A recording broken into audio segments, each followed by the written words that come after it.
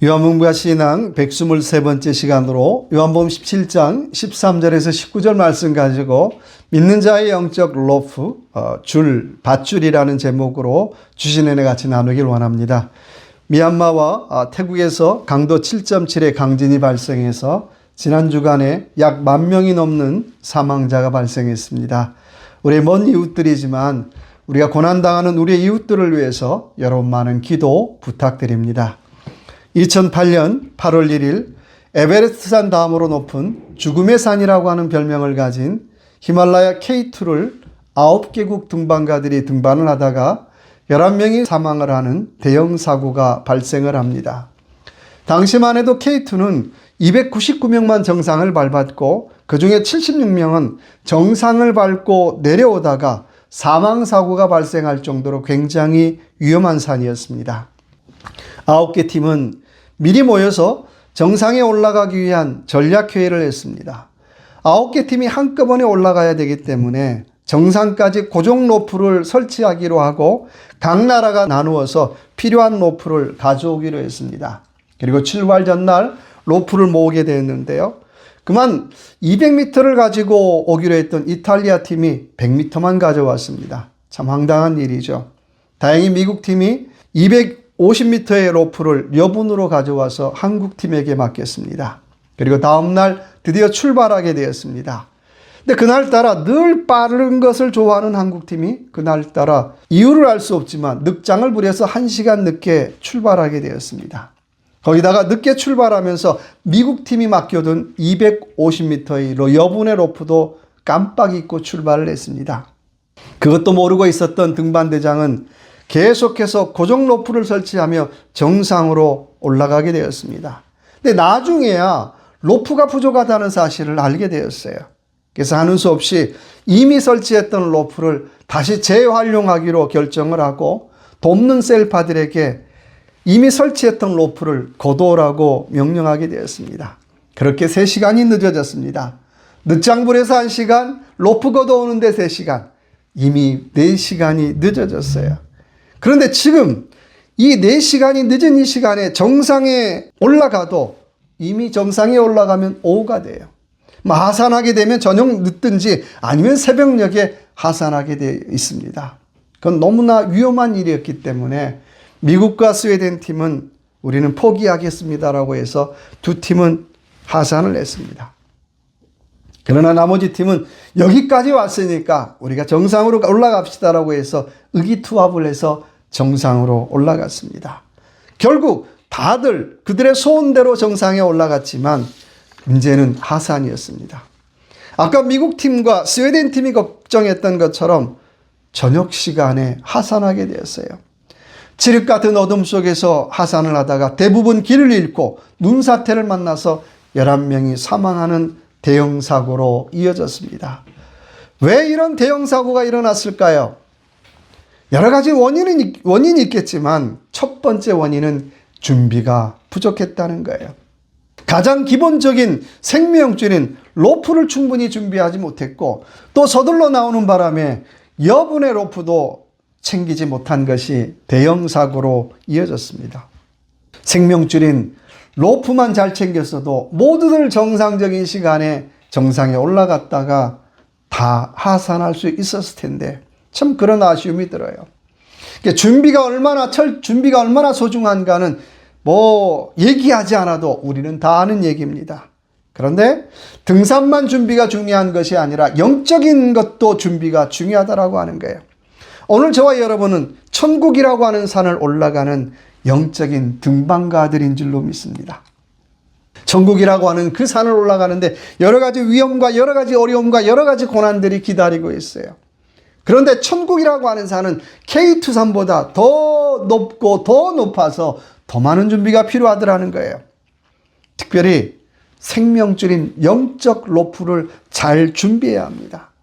오늘 주신 말씀을 통해서 우리가 천국이라고 하는 그 산을 등반하는데 어떤 영적인 로프가 필요한지 같이 한번 나눠보기를 원합니다. 자, 첫 번째 로프의 이름은 13절의 말씀입니다.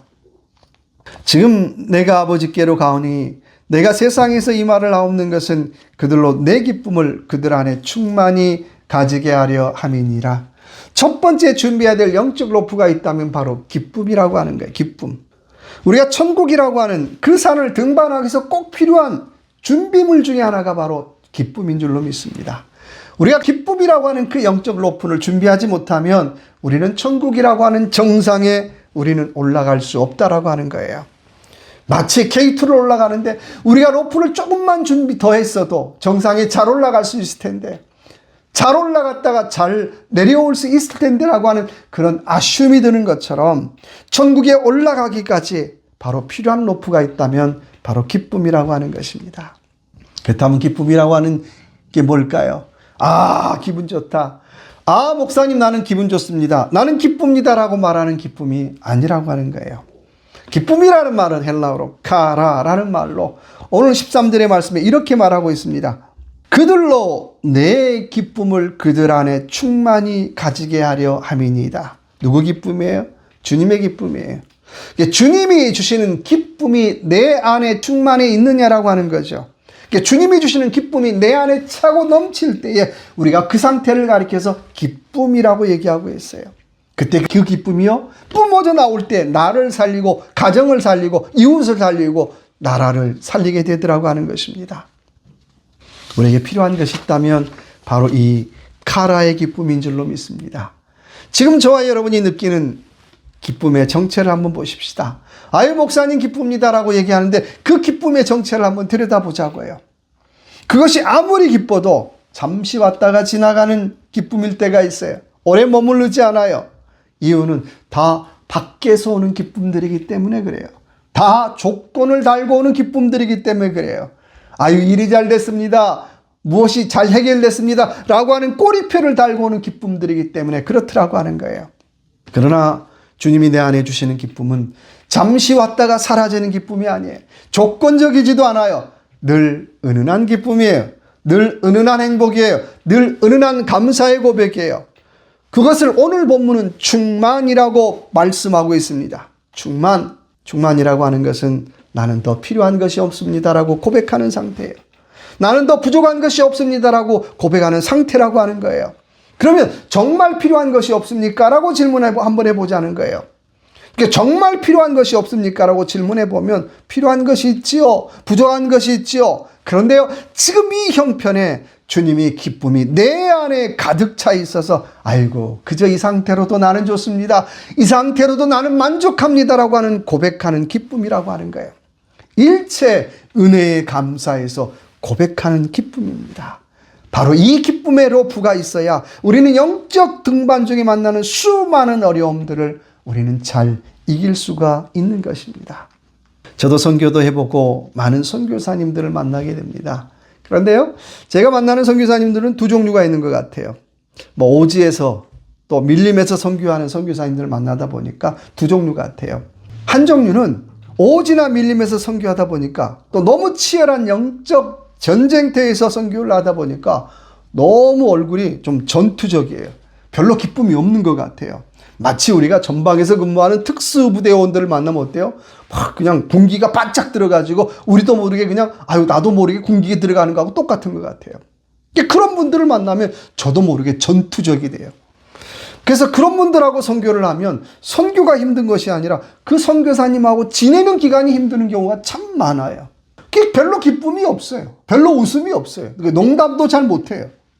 또 한 종류는 오지나 또 밀림에서 선교를 하는데 늘 웃음이나 감사가 넘치는 선교사님들이 있어요. 치아파스에서 선교하는 이영성 선교사님도 그런 분이죠. 아이고, 목사님 감사합니다. 아유, 하나님의 은혜입니다. 진심으로 늘 감사와 은혜가 끊이지 않고 고백하는 분이에요. 그런데 제가 옆에서 보면요, 별로 감사할 일이 별로 없어요. 생각해 보세요. 자기가 사용하는 그 숙소를 갱들이 전쟁터로 사용했어요. 온 벽이 다 총탄 자국이 있어요. 그래서 세면으로 가려놨는데, 가려놓고 다시 색칠해서 아유, 우리 집에 놀러 오세요라고 얘기하는데 아무도 안 놀러 와요.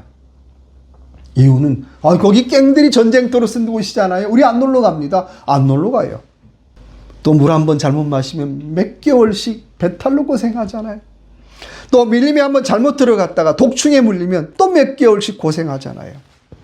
그런데도요, 기뻐하고 있어요. 그분이 기뻐하는 것은 형편과 상황이 좋아서 기쁜 것이 아니라 늘 주님이 주시는 그 기쁨이 그 안에 차고 넘치기 때문에 아이고 목사님 이 정도는 기뻐할 일입니다. 이 정도도 뭐 감사할 일입니다라고 고백하고 살더라고 하는 것입니다. 부족한 것이 있어도 잘 안 보여요. 어려운 것이 있어도 잘 안 보여요. 그냥 감사하고 그냥 기뻐하고 그냥 은혜입니다라고 고백하더라고 하는 것입니다. 세례요한도 그랬고요. 바울도 그랬고요. 수많은 믿음의 사람들도 다 그렇게 살았습니다. 오늘 저와 여러분이 준비할 것들이 많지만은 우리 첫 번째 영적 로프, 원하기는 기쁨을 준비하고 살아가는 저와 여러분의 삶이 되시길 주님의 이름으로 축원합니다. 조건을 달지 말고 하나님 그냥 감사합니다. 그냥 은혜입니다. 그냥 기쁩니다라고 고백할 수 있는 저와 여러분의 삶이 되시길 주님의 이름으로 축원합니다. 두 번째는 우리 14절 말씀 제가 읽겠습니다.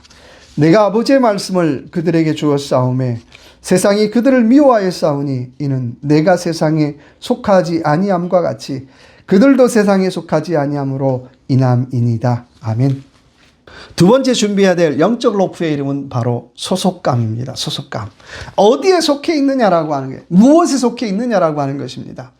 요즘 MZ세대 여러 가지 많은 문제가 있죠.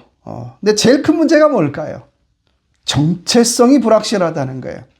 나는 누구인가? 나는 누구인가에 대한 그 질문에 대한 해답을 찾고 살지 못하더라고 하는 거예요. 그래서 남들이 오른쪽으로 가면 우르르 몰려서 오른쪽 가고요. 왼쪽 가면 우르르 몰려서 왼쪽 가요. 참 유행에 민감해요.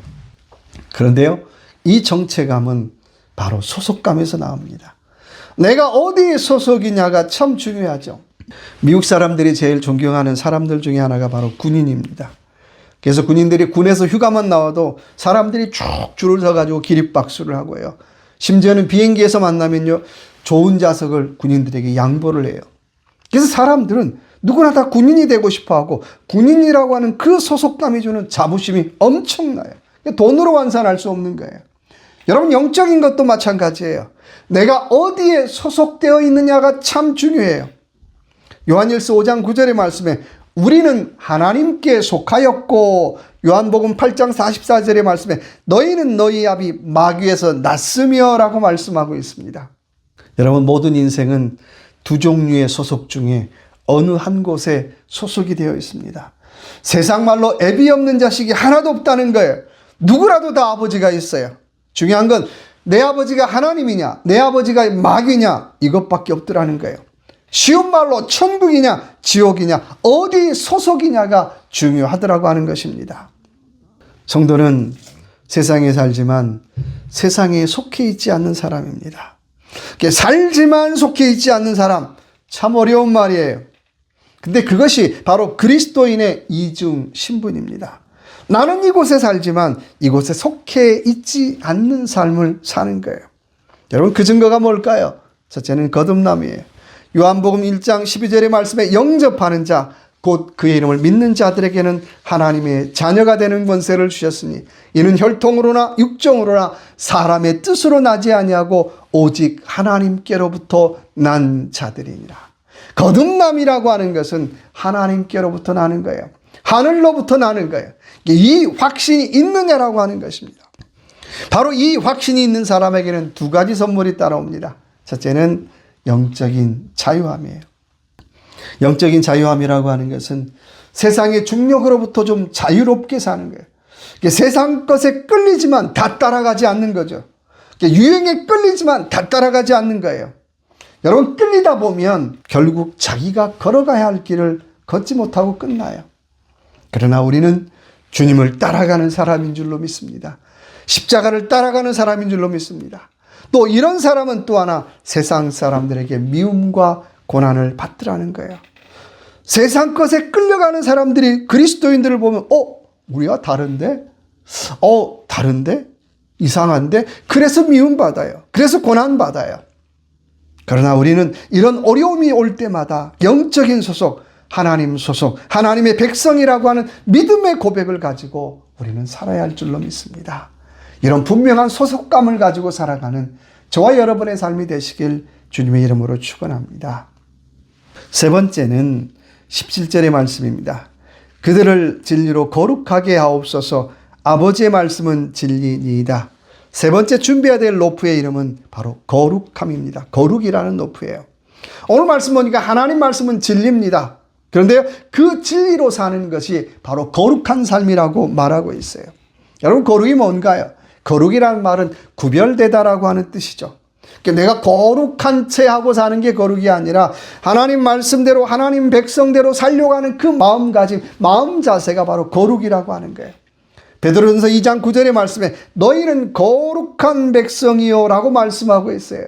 하나님께서 우리 한 사람 한 사람을 가리켜서 거룩한 백성이라고 부르고 계세요.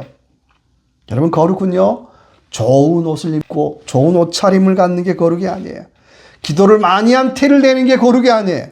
말씀을 많이 하는 티를 내는 게 거룩이 아니라고 하는 거예요. 거룩이라고 하는 것은 하나님 백성으로 살려고 하는 끊임없는 노력들, 끊임없는 마음가짐, 자세가 바로 거룩이라고 하는 것입니다. 이런 사람은 세상과 담을 쌓고 사는 것이 아니라 같이 살지만 부더니도 다르게 살려고 애를 쓰고 노력하더라는 거예요. 같이 살지만 세상 사람들이 하는 대로 다 따라가지 않더라고 하는 거예요. 500편의 영화 음악을 작곡하고 2022년에 사망한 이탈리아 작곡가 엔니오 모리꼬네라고 하는 분, 여러분 잘 아실 것입니다. 우리가 잘 아는 황야의 무법자, 시네마 천국, 미션, 그 영화 음악으로 오스카상을 비롯한 수많은 상을 탄 분이에요. 그는 영화 음악에 대해서 이렇게 얘기합니다. 화면이 보여주지 않는 것을 나는 음악으로 채웁니다라는 마음으로 영화 음악을 작곡하는 분이에요. 특별히 영화 미션의 그 시작곡인 렐리 완타지아라고 하는 곡은 천국을 상상하면서 본인이 작곡을 했다는 거예요. 내가 생각하는 천국, 어떤 천국일까를 생각하면서 그 곡을 렐리 완타지아를 작곡했다라고 하는 것입니다. 엘리오 모리꼬네는 자신이 어떤 음악을 작곡하든지 간에 자신의 뿌리는 그레고리 성가라고 고백합니다.